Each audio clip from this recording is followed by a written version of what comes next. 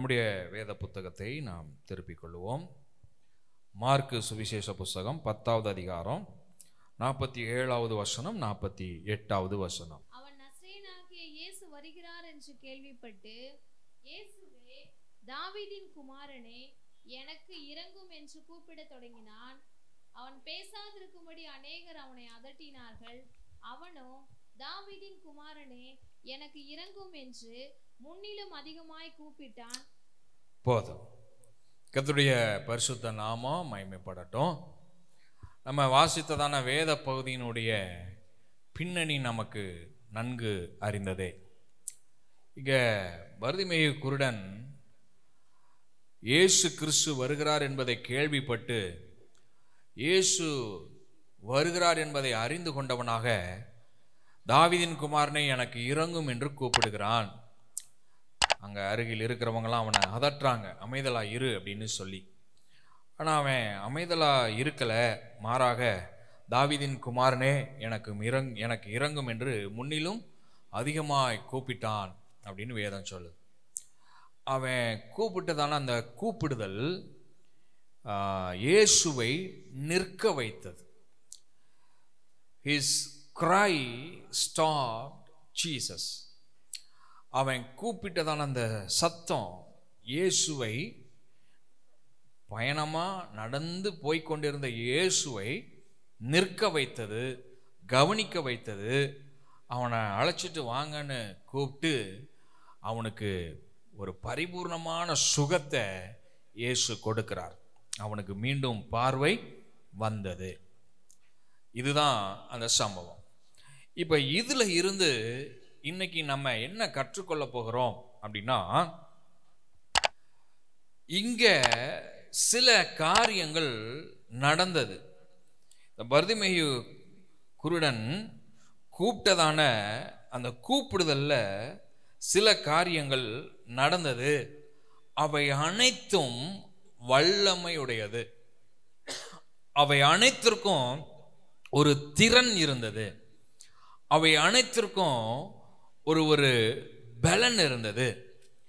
அது என்ன அப்படிங்கிறதான் இன்னைக்கு நம்ம தியானிக்க போகிறோம், அறிந்து கொள்ள போகிறோம். இப்போ இவன் கூப்பிட்டதான கூப்பிடுதல் பாருங்க, அவனுக்கு இருந்ததான பெயின், அவனுக்கு இருந்ததான வலி, அவனுக்கு இருந்ததான குறைவு, அவனுக்கு இருந்ததான துக்கம், இதன் அடிப்படையில் தான் அவன் கூப்பிட்டதாக அறிந்து கொள்ள முடிகிறது. இன்னைக்கு அநேக ஜனங்கள் உலகத்தில் இருக்கிறதான ஜனங்களும் கூட அவங்க கத்துக்கிறதான அந்த அனுபவம் அல்லது அழுகிறதான அந்த வெளிப்பாடு எல்லாமே எதின் அடிப்படையில் வருதுன்னா, அவங்களுக்கு இருக்கிறதான வலி, அவங்களுக்கு இருக்கிறதான துக்கம், அவங்களுக்கு இருக்கிறதான பிரச்சனையின் அடிப்படையில் தான் என்ன செய்யுது, வருது. புரியுதா? அப்ப அழுகிறவங்க சும்மா பொழுதுபோக்குக்காக என்ன செய்யல, அழல. துயரமா கத்துறவங்க, கூப்பிடுறவங்க பொழுதுபோக்குக்காக என்ன செய்யல, அதை செய்யல. அவங்களுடைய அழுகைக்கு, அவங்களுடைய கூப்பிடுதலுக்கு ஒரு காரணம் என்ன செய்யுது, இருக்கு. அந்த அடிப்படையில் இவனுக்குமே இவ்வளவு சத்தமாய் அழுது அவன் கூப்பிட்டானே, காரணம் என்னன்னா அவனுக்குமே வலிகள் இருந்தது, அவனுக்கும் வேதனைகள் இருந்தது. இவன் பல வருஷமா தன்னுடைய குருடு நிமித்தமாக, கண்ணு தெரியாத அந்த தன்மை நிமித்தமாக பல வேதனைகளை அனுபவிக்கிறான். பல சந்தர்ப்பங்கள்ல இவன் வாழ்க்கையில ஒருவேளை நினைச்சிருக்கலாம், ஏன் தான் நம்ம இப்படி ஒரு வாழ்க்கை வாழ்ந்துகிட்டு இருக்கிறோம், ஏன் தான் ஆண்டவர் எனக்கு இப்படி ஒரு வாழ்க்கையை அனுமதிச்சாரு அப்படின்னு தன்னுடைய வாழ்க்கையை குறித்து அவன் நொந்து கொண்டவனாக இருந்திருக்கலாம். ஸோ இப்படிப்பட்ட ஒருத்தனுடைய வாழ்க்கையில தான் அங்க தேவன் கிரியை செய்கிறார். அங்க அவனுடைய வாழ்க்கையில ஒரு மகா பெரிய அற்புதம் என்ன செய்தது, நடந்தது. இங்க இயேசுவை இவன் கூப்பிட்டான் பாருங்க. கூப்பிட்டதுல 4 காரியங்கள் திறனாக வெளிப்பட்டது அல்லது வல்லமையாக வெளிப்பட்டது. அதைத்தான் நம்ம அறிந்து கொள்ள போகிறோம். அது நமக்கும் தேவை என்பதை இன்னைக்கு நம்ம கற்றுக்கொண்டு ஆசீர்வதிக்கப்பட போகிறோம். முதலாவது, நம்ம வாசிச்சோம் 47வது வசனத்துல என்ன சொல்லியிருக்கு? அவன் நசரேயனாகிய இயேசு வருகிறார் என்று கேள்விப்பட்டு. அப்ப முதலாவது he heard, அவன் கேள்விப்பட்டான். அது என்னன்னா, இந்த கேள்விப்படுகிறதுன்னு இருக்கு பாருங்க, அதுக்கு ஒரு திறன் இருக்கு. the power of hearing. கேள்விப்படுகிறதற்கு, கேட்கிறதுக்கு ஒரு திறன் இருக்கு, அதுக்கு ஒரு வல்லமை இருக்கு. ஆமா, நிறைய நேரங்களில் நம்ம கேட்குறவங்களா இருந்தோம்னு வச்சுக்கோங்களேன், அது நம்ம வாழ்க்கையில் நிறைய மாற்றங்களை கொண்டு வரும். ஏன்னா அதுக்கு ஒரு வல்லமை என்ன செய்யுது, திறன் இருக்கு. அது போய் நமக்குள்ளே போய் அது நம்ம வாழ்க்கையை மாற்றக்கூடிய வேலைகளை செய்யும். நிறைய பேருடைய வாழ்க்கையில் இருக்கிற பிரச்சனைக்கு காரணம் என்னன்னா, கேட்கறதுக்கு மனம் இல்லை. நான் சொல்றது எத்தனை பேருக்கு புரியுது? கேட்கறதுக்கு மனம் இல்லை, காது கொடுத்து கேட்கறதுக்கு மனம் இல்லை. கொஞ்சம் நான் சொல்றத கேளுங்க, கொஞ்சம் நான் சொல்றத காது கொடுத்து கேளுங்க, ஆனா கூட என்ன செய்ய மாட்டேன், கேட்க மாட்டேன், காது கொடுத்து கேட்க மாட்டேன். அதனால பாருங்க, பிரச்சனையே என்ன செய்ய மாட்டேங்கி, சால்வ் ஆக மாட்டேங்குது, மாற மாட்டேங்குது. ஏன்னா அந்த கேட்கிற திறன் அது இல்லை. ஏன்னா அந்த கேட்கிற திறன் பெரிய மாற்றங்களை கொண்டு வரும், அது பெரிய காரியங்களை செய்யும். ஒரு வசனத்தை வாசிக்கலாம், அப்படின்னா நீங்க புரிந்து கொள்வீர்கள். ரோமர் 10வது அதிகாரம் 17வது வசனம். விசுவாசம் கேள்வியினாலே வரும். ஆதலால் விசுவாசம் கேள்வியினாலே வரும். கேள்வி தேவனுடைய வசனத்தினாலே, கேள்வி தேவனுடைய வசனத்தினாலே வரும். ஆங்கிலத்தில் நமக்கு புரிகிற மாதிரி போட்டிருக்கு, faith comes by hearing and hearing by the word of God. அப்ப ஹியரிங், அந்த ஹியரிங் நமக்குள்ள என்னத்தை கொண்டு வருது, faith, விசுவாசத்தை கொண்டு வருகிறது. நம்ம கேட்கிற ஆட்களா இருப்போமானால் அது நமக்குள்ளே விசுவாசத்தை கொண்டு வரும். எதை கேட்கிறவர்களா இருந்தா, கர்த்தருடைய வார்த்தையை கேட்கிறவர்களா இருந்தா. அப்ப கர்த்தருடைய வார்த்தையை கேட்கணும், நல்ல ஆலோசனைகளை கேட்கணும், அப்புறம் பெற்றோர் கொடுக்கிற ஆலோசனைகளை கேட்கணும், ஊழியக்காரர்கள் தருகிறதான வார்த்தைகளை கேட்கணும். இந்த கேட்கிற தன்மை இருந்துச்சுன்னா இது திறனுடையது, இது வல்லமை படைத்தது. இது நமக்குள்ள போய் அந்த கேட்கிற வார்த்தைகள் உள்ள செல்லும் போது நம்ம வாழ்க்கையை அது மாற்றக்கூடியதாய் மாறிவிடுகிறது. எத்தனை பேர் ஆமேன் சொல்றீங்க? அல்லேலூயா. ஆம், இந்த உலகத்துல சாதனை படைத்ததான அநேகர் பாருங்க, இந்த கேட்கும் திறனை அதிகமாய் கொண்டிருந்தவர்கள். அவங்க நிறைய கேட்கிறவர்களாக தான் என்ன செஞ்சிருக்கிறாங்க, இருந்திருக்கிறாங்க. அவங்க கேட்கிறவர்களாக இருந்ததுனால மற்றவர்களை ரொம்ப ரெஸ்பெக்ட் பண்ணியிருக்கிறாங்க, ஹானர் பண்ணியிருக்கிறாங்க. அவங்க பேசட்டும், அவங்க பேசட்டும்னு சொல்ல சொல்ல சொல்ல அவைகளை கேட்டு கேட்டு கேட்டு இவங்க மிகப்பெரிய ஆட்களை இவங்க மாறிட்டாங்க. ஏன்னா இந்த கேட்கிற தன்மை உள்ள போய் இவங்க வாழ்க்கையில் அது பெரிய மாற்றத்தை என்ன செஞ்சிருச்சு, கொண்டு வந்துருச்சு.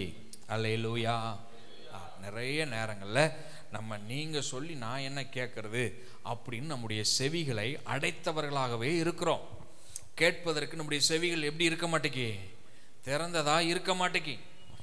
அவங்கெல்லாம் சொல்லி நான் கேட்கறதா, அவங்களுக்கெல்லாம் சொல்றத கேட்கறதுக்காக நான் இருக்கிறேன் அப்படிங்கிற மாதிரி மற்றவர்கள் சொல்றதை கேட்கறதுக்கு நம்ம ஆயத்தமாவே இல்லை. செவிகள் அடைக்கப்பட்டதா இருக்கிறதுனால தான் பல பிரச்சனைகளுக்கு அது காரணமா என்ன செஞ்சிருது, மாறிவிடுகிறது. அல்லேலூயா. அப்ப இன்னைக்கு உங்களுடைய செவிகள் அடைக்கப்பட்டதா அல்ல, கேட்பதற்கு திறந்தவைகளா இருக்கட்டும். ஒரு ஆமேன் சொல்லுங்க பார்க்கலாம். அல்லேலூயா. நம்மள்ட்ட உள்ள பிரச்சனை என்னன்னா, நல்லதுக்கெல்லாம் காதை அடைச்சி வச்சிடுறோம், கெட்டதுக்கெல்லாம் காதை என்ன செஞ்சிடறோம், நல்லாவே திறந்து வச்சிடறோம், பப்பர பேன் திறந்துடுறோம். புரியுதா உங்களுக்கு? கெட்டதுக்கு மாத்திரம் காது நல்லா திறந்துருது. நம்மளை பற்றி யாராவது ஏதாவது புரணி பேசுனா உள்ள போயிடுது. அப்புறம் ஏதாவது கெட்டது சொன்னா அது என்ன செஞ்சிருது, உள்ள போயிடுது. குறை சொன்னா உள்ள போயிடுது. 40 வார்த்தை நல்லதா சொல்லி இருக்கிறது உள்ள போகல, 4 வார்த்தை கெட்டது சொன்னோன்னு உள்ள நினைச்சிருச்சு, போயிடுச்சு. அப்ப அந்த 40 நல்ல வார்த்தைக்கு செவி என்ன செஞ்சிட்டோம், அடைச்சி வச்சிட்டோம். 4 குறை அதுக்கு செவி என்ன செஞ்சிட்டோம், திறந்து வச்சிட்டோம். இப்ப அதுக்கு திறந்து வச்சதுனால அந்த 4 குறையா சொன்னதை மாத்திரம் என்ன செஞ்சுக்கிட்டோம், பிடிச்சுக்கிட்டோம். உடனே அதையே சொல்லி சொல்லி சண்டை போட்டு ஆசீர்வாதத்தை இழந்துறோம். அப்ப இன்னைக்கு நம்முடைய செவிகள் நல்லவைகளுக்காக கேட்பதற்காக திறந்து வையுங்கள். அல்லேலூயா, அல்லேலூயா. கேட்க கேட்க கேட்க அவைகள் உங்க வாழ்க்கையில பெரிய மாற்றத்தை கொண்டு வந்துகிட்டே இருக்கும். அல்லேலூயா. இந்த பத்திமையை குருடன் கேட்கிறவனா இருந்ததுனால தான் அவன் உடனே கேள்விப்பட்டு தாவீதின் குமாரனே எனக்கு இறங்கும் என்று கூப்பிட்டான். இயேசு அவனுக்கு அற்புதம் செய்தார். அல்லேலூயா, அல்லேலூயா. அடுத்து அதே வசனத்துல சொல்லியிருக்கு, தாவீதின் குமாரனே எனக்கு இறங்கும் என்று he began to cry out அப்படின்னு சொல்லியிருக்கு. கூப்பிட தொடங்கினான் அப்படின்னு சொல்லியிருக்கு. ரெண்டாவது he cried, அவன் கூப்பிட்டான். ஆங்கிலத்தில் criedன்னு சொல்லியிருக்கு, தமிழில் கூப்பிட்டான்னு சொல்லியிருக்கு. நமக்கு cried அப்படின்னாலே அழுகிறது அப்படிங்கிறத தெரியும். ஏன் ஆங்கிலத்தில் இந்த வார்த்தை பயன்படுத்தப்பட்டிருக்கு அப்படின்னா, அவனுடைய கூப்பிட்டான் அப்படிங்கிற அந்த வார்த்தையை ஒரு குமுறலாக சொல்லப்பட்ட வார்த்தை தான். அப்போ அவன் ஒரு பெரிய சத்தம், ஒரு பெரிய குமுறலோடு ஒரு பெரிய எதிர்பார்ப்போடு என்ன செய்யறான், கூப்பிடுறான். இது எதை காண்பிக்கிறது அப்படின்னா, தி பவர் ஆஃப் பேஷன். முதல்ல பார்த்தோம் the power of hearing, second one ரெண்டாவது த பவர் ஆஃப் பேஷன். அது என்னன்னா கட்டுக்கடங்காத ஆர்வம், பேர் ஆர்வம்.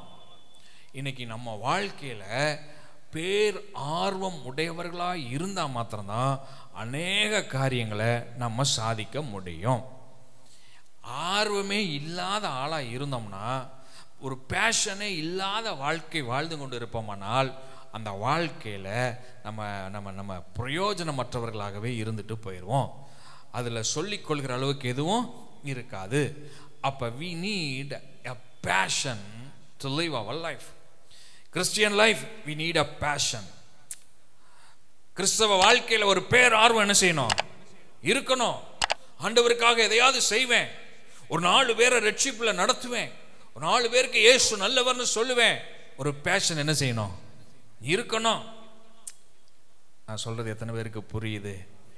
அல்லேலூயா. ஆமா, எப்படியாவது இன்னைக்கு தாவீதின் குமாரன் எனக்கு ஒரு அற்புதத்தை செய்தே ஆக வேண்டும் என்கிற பேர் ஆர்வம் அவனுக்குள்ள இருந்ததுனால தான் தாவீதின் குமாரனே எனக்கு இறங்கும் என்று என்ன செஞ்சானா, கூப்பிட்டான். அதட்னா கூட எப்படி கூப்பிட்டானா, முன்னிலும் அதிக சத்தமாய் கூப்பிட்டான். அப்ப அவனுக்குள்ள என்ன இருக்குது, ஒரு பேஷன் இருக்குது, ஒரு பேர் ஆர்வம் இருக்குது. இன்னைக்கு எப்படியாவது நான் என்ன செஞ்சிடணும், சுகம் அடைஞ்சிடணும். அல்லேலூயா. நம்ம வாழ்க்கையில் அப்படி ஒரு பேஷன் நமக்கு இருக்கணுங்க. கிறிஸ்தவ வாழ்க்கையில் அப்படி ஒரு ஆர்வம் இருக்கணும். ஏதோ ரட்சிக்கப்பட்டுட்டேன், நான் பாட்டுக்கு வரேன், நான் பாட்டுக்கு போகிறேன், எனத்தையோ காலையில் எழுந்திரிச்சு 2 நிமிஷம் ஜெபம் பண்ணேன், பைபிள் ஆச்சேன், அதோட கிறிஸ்தவ வாழ்க்கை முடிஞ்சு போச்சு. இல்லைங்க, அந்த வாழ்க்கை ஆசீர்வாதமாக என்ன செய்யாது, இருக்காது. நீங்கள் அப்படி கிறிஸ்தவ வாழ்க்கையை வாழணும்னு நினச்சிங்கன்னா அந்த வாழ்க்கையில் நீங்கள் அர்த்தமற்ற வாழ்க்கை வாழ்ந்துட்டு போயிடுவீங்க. You are a Christian, but there is no blessing. கிறிஸ்தவர்கள் தான், ஆனால் ஆசீர்வாதமற்ற கிறிஸ்தவர்களாக இருந்துருவோம். நம்மளை தேவன் அதற்காகவா ரட்சித்தார், அதற்காகவா தேவன் அழைத்திருக்கிறார். அப்போ இதில் நமக்கு தேவை என்ன, ஒரு ஆர்வம் வேணும், ஒரு பேஷன் என்ன செய்யணும், இருக்கணும். இந்த கிறிஸ்தவ வாழ்க்கையில் கர்த்தருக்காக நான் எதையாவது செய்வேன், எதையாவது சாதிப்பேன்கிறதான ஆர்வம் நம்ம கண்டிப்பாக என்ன செய்யணும், இருக்க வேண்டும். அல்லேலூயா, அல்லேலூயா. எல்லாத்துலேயுமே ஒரு பேஷன் நமக்கு இருக்கணும். ஜெபிக்கிறோமா, அதுலேயும் நமக்கு என்ன இருக்கணும், பேஷன் இருக்கணும். இயேசு ஜெபித்தார். அந்த ஜெபத்தை வேதம் சொல்லுது, கெத்சமனே தோட்டத்தில் இயேசு ஜெபித்த போது அந்த ஜெபம் எப்படி இருந்ததா, ரத்தம் வேர்வின் துளிகளாக தரையில் விழுந்தது. அதைத்தான் பேஷன் ஃபார் கிரைஸ்ட் அப்படின்னு சொல்லியிருக்கிறாங்க. இயேசுனுடைய அந்த ஜெபத்தில் அப்படி ஒரு பேஷன் என்ன செய்தது, இருந்தது. ஒரு வசனம் வாசிக்கலாம், யாக்கோபு 5:16. உங்கள் குற்றங்களை ஒருவருக்கொருவர் அறிக்கையிட்டு ஒருவருக்காக ஒருவர் ஜெபம் பண்ணுங்கள். நீதிமான் செய்யும் ஊக்கமான வேண்டுதல் மிகவும் பலனுள்ளதாய் இருக்கிறது. எப்படிப்பட்ட வேண்டுதல் சொல்லுங்க பார்க்கலாம். ஊக்கமான வேண்டுதல். நீதிமான் செய்கிற சோம்பல்தனமான வேண்டுதல் அப்படி அல்ல. நீதிமான் செய்கிற ஏனோ தானோ என்று ஏறெடுக்கப்படுகிற வேண்டுதல் இல்ல. எப்படிப்பட்ட வேண்டுதல், ஊக்கமான வேண்டுதல். இதுதாங்க பேஷன். அல்லேலூயா. இதுதான் பேஷன் அப்படின்னு நம்ம சொல்றோம். அப்ப இன்னைக்கு நம்ம ஜெபிச்சா கூட அதுல என்ன இருக்கணும், பேஷன் இருக்கணும், ஆர்வம், ஆர்வம் இருக்கணும். இந்த வர்திமேயு குருடனுக்கு அப்படி ஒரு ஆர்வம் இருந்துச்சு. அதனால தான் முன்னிலும் அதிகமாக அவன் என்ன செஞ்சான், கோபிட்டான். சாரி, அடுத்தது மூன்றாவது, the name he used, அவன் பயன்படுத்தியதான நாமம். முதல்ல அவன் கேள்விப்பட்டது, இரண்டாவது அவன் கூப்பிட்டது, மூன்றாவது அவன் பயன்படுத்திய நாமம். அது தி பவர் ஆஃப் ரெவலேஷன். அது வெளிப்பாட்டின் வல்லமையை காண்பிக்கிறது, வெளிப்பாட்டின் திறனை காட்டுகிறது. வாசிங்க பார்க்கலாம். அவன் என்ன நாமம் சொல்லி கூப்பிட்டான், இயேசுவே தாவீதின் குமாரனே அப்படின்னு கூப்பிடுறான். இப்போ அப்படி எரேமியா தீர்க்கதரிசன புஸ்தகம் 23வது அதிகாரம் 5வது வசனத்தை வாசிச்சோம்னா, வரும் என்று கர்த்தர் சொல்லுகிறார், அப்பொழுது தாவீதுக்கு ஒரு நீதியுள்ள கிளையை எழும்ப பண்ணுவேன். நமக்கு புரிகிறபடி சொல்லணும்னா, அப்பொழுது தாவீதுக்கு ஒரு நீதியுள்ள குமாரனை எழும்ப பண்ணுவேன். அவர் ராஜாவாய் இருந்து ஞானமாய் ராஜரிகம் பண்ணி பூமியிலே நியாயத்தையும் நீதியும் நடப்பிப்பார். தீர்க்கதரிசனமா சொல்லப்பட்டதான வார்த்தை, எரேமியா தீர்க்கதரிசியால சொல்லப்பட்ட வார்த்தை. இவனுக்கு அந்த ஒரு வெளிப்பாடு இருக்குது, அவனுக்கு ஒரு ரெவலேஷன் இருக்கு. இயேசு தாவீதின் குமாரன். அல்லேலூயா. தாவீதின் குமாரன் என்று இங்கே தீர்க்கதரிசிகளால் சொல்லப்பட்டது மேசியாவை குறித்து சொல்லப்பட்டதான தீர்க்க தரிசனம். இரட்சகர் வர இருக்கிறார், அவர் தாவீதின் குமாரன். மேசியா வருகிறார், அவர் தாவீதின் குமாரன் என்று தீர்க்கதரிசிகளால் உரைக்கப்பட்ட தீர்க்க தரிசனம். இதை குறித்ததான வெளிப்பாடு அவனுக்கு என்ன செய்தது, இருந்தது. அதனால தான் இயேசுவே தாவீதின் குமாரனே எனக்கு இறங்கும் அப்படின்னு கூப்பிடுறான். அப்ப இவனுக்கு இருந்த வெளிப்பாடு, இவர்தான் மேசியா, இவர்தான் இரட்சகர். அல்லேலூயா. இந்த வெளிப்பாடு அவன் வாழ்க்கையை மாற்றி விட்டது. அல்லேலூயா. இந்த காலை வேளையில இந்த ஆராதனைக்கு வந்திருக்கிற நம்ம ஒவ்வொருவருக்கும் இப்படிப்பட்ட வெளிப்பாடு உடையவர்களாக நம்மளும் மாறிவிட வேண்டும். அல்லேலூயா, அல்லேலூயா. ஆமா, வெளிப்பாடு பெற்று உங்களுடைய வாழ்க்கையை நீங்க வாழ்ந்து பாருங்க, அந்த வாழ்க்கை ஆசீர்வாதம் உடையதா இருக்கும். அல்லேலூயா, அல்லேலூயா. கடைசியா ஒரு காரியத்தை சொல்லி ஜெபத்தில் நடத்த விரும்புகிறேன். அடுத்து அதே வசனத்துல நம்ம வாசிச்சோம், தாவீதின் குமாரனே எனக்கு, அவன் என்ன கேட்கிறான், எனக்கு இரங்கும். he asked for mercy, இரக்கத்தை கேட்கிறான். அது என்னத்தை நமக்கு காண்பிக்கிறது என்றா, இரக்கத்திற்கு ஒரு திறன் இருப்பதாக அவைகள் நமக்கு காண்பிக்கிறது. there is a power in God's mercy. தேவனுடைய இரக்கத்துல ஒரு வல்லம் என்ன செய்யுது, இருக்கு. அதுக்கு ஒரு திறன் இருக்கு. அது நம்ம வாழ்க்கையை மாற்றும். அல்லேலூயா, அல்லேலூயா. தீத்து 3வது அதிகாரம் 5வது வசனத்தை வாசிக்கலாம். நாம் செய்த நீதியின் கிரியைகளின் நிமித்தம் அவர் நம்மை ரட்சியாமல்